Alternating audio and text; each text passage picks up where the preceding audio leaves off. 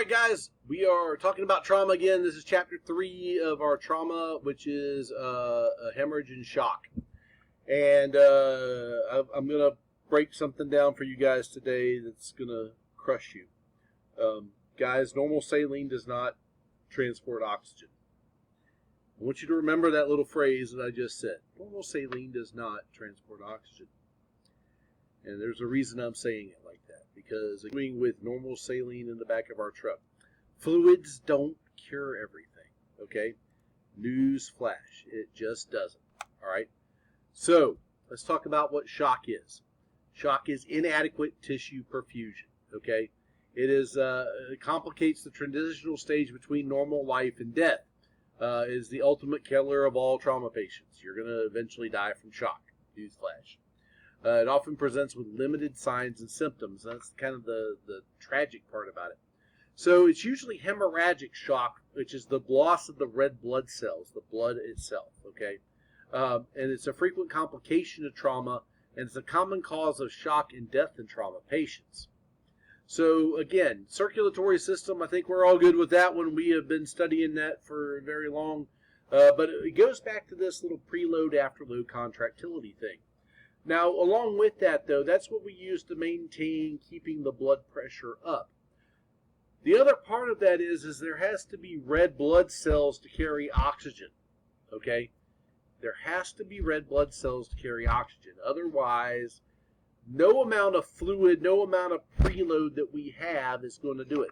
Now, the good news is the preload, we can add fluid to the system.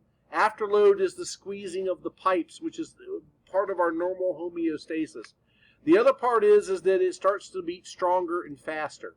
So all of these things that we know about the cardiovascular system can help us with our trauma care, and more importantly, help us to identify people that are involved in trauma, that are in shock, that we can't see the outward signs of bleeding, okay?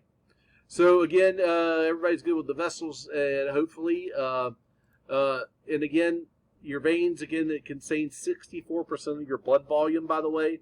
So, again, you're going to get these clamping of those veins, which is going to return blood to the system when it needs to, okay? Now, the blood is a mixture of water, cells, proteins, suspended elements. It's got some, simple things in it. But about 55% of the blood is plasma. It's the water and the fluid portion of the blood. Red blood cells, about 45% of it. Again, you got some erythrocytes. Those are the actual hemoglobin that's responsible for carrying oxygen. Okay.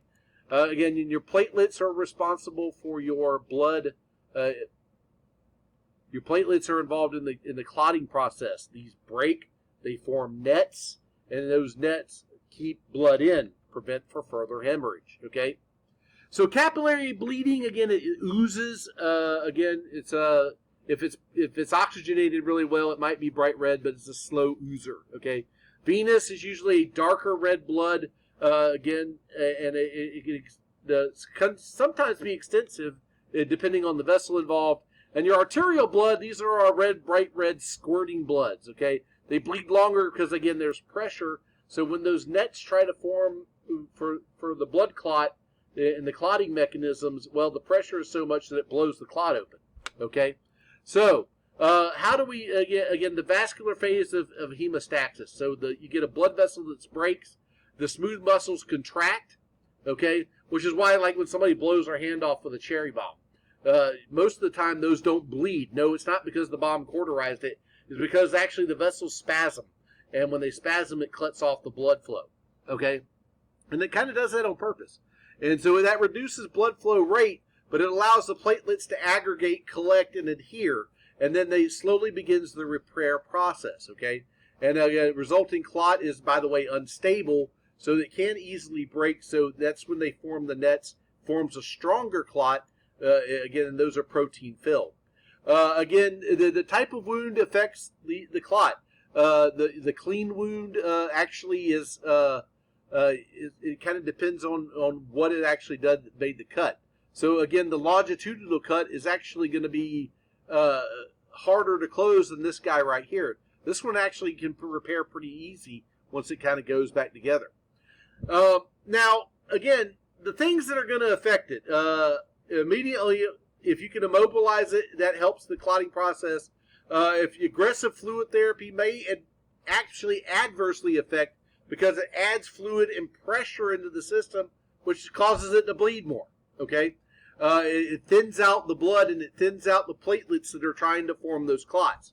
And as body temperature falls, by the way, the hemostasis actually is slower and less repaired. That's why when you go into a trauma bay, it's really hot in there, because that's to help the clotting process continue. Okay.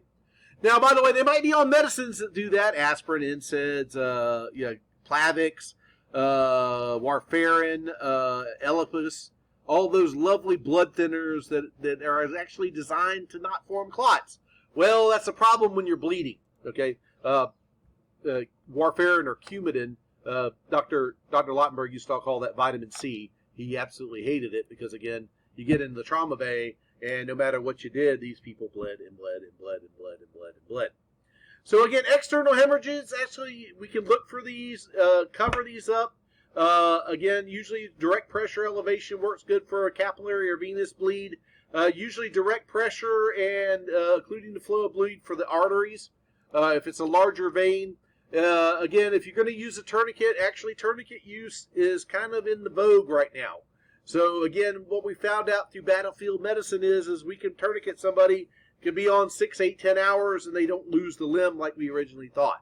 So again, just remember that there are some toxic side effects, the poisons that do create in that process.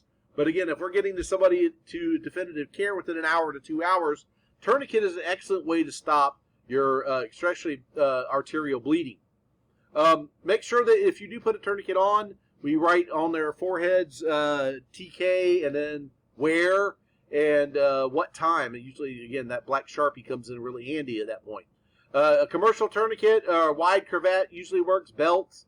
One of the things that happened in one of the Paris bombings, the doc noticed that all these paramedics were coming in with just without the belts on, and a lot of the belts were taken off in order to form tourniquets for people.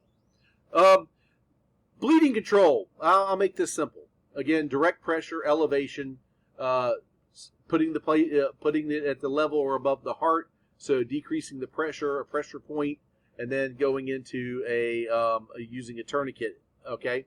Again, bleeding control. A bandage will help maintain the bleeding control. Again, we usually put one on top of the other. No, we didn't want to do that. Sorry, guys. Next. All right. So this is your cat tourniquet. Again, commercially made ones. Again, know how they work. Again, if you're asked to use one, know the ins and outs. Know which one that your agency carries. Me, I'm kind of a old school guy. I kind of like taking the triangle bandages, turn it into a cravat, turn it, twist it with my pen in there. It's just one of my things. Again, you sometimes may have to be creative in that form. By the way, so we already talked about all this stuff. Now, tranexamic acid. We haven't gone over that drug yet, but this is actually a medicine that helps the bloods clot better. Okay. Also, antifibrinolytics. You can use those. Quick clotting mechanisms that's actually inside of the bandages. They work very well, by the way. And by the way, TXA has been shown to reduce trauma mortality by mitigating the fibrinolysis. Okay. So again, it helps create more blood clots and helps control the blood clotting mechanisms as well. Internal hemorrhages. Usually we can't see it normally, but there are signs and symptoms usually. A lot of pain to the area, warmth, redness, discoloration. Okay, but blood going into the area, bright red in color. If they're throwing it up shortly after ingestion, usually the stomach does not like blood. It will throw it up. Okay. Again, blood that's been in the GI tract for a very long time, it's usually wet coffee grounds or black tarry stools can be there as well. If they're coughing up red blood, it's usually bright tinged red, and it's a coughing. It's smaller clots usually in that. The upper digestive system may cause the blood to accumulate in the stomach. And then when you throw it up, that will be the frank red blood. Blood that's mixed in the stool is hematochezia. If it's the black tarry stool, we call it melena. Hopefully you guys remember that from first semester. Internal hemorrhage, again, vaginal hemorrhage, it's very rare, but again, a sexual assault, you may have some vaginal trauma or urethral hemorrhage. Usually these guys are generally minor. The biggest problem is that it looks like they're peeing blood. But however, that could indicate a bigger problem in the genitourinary tract. Now, classes of hemorrhage. I do want you guys to know this. Again, class 1, simple. Class 4, probably going to die. All right? So make sure that you kind of identify it. And this is class 1, early sign to shock, less than 15%.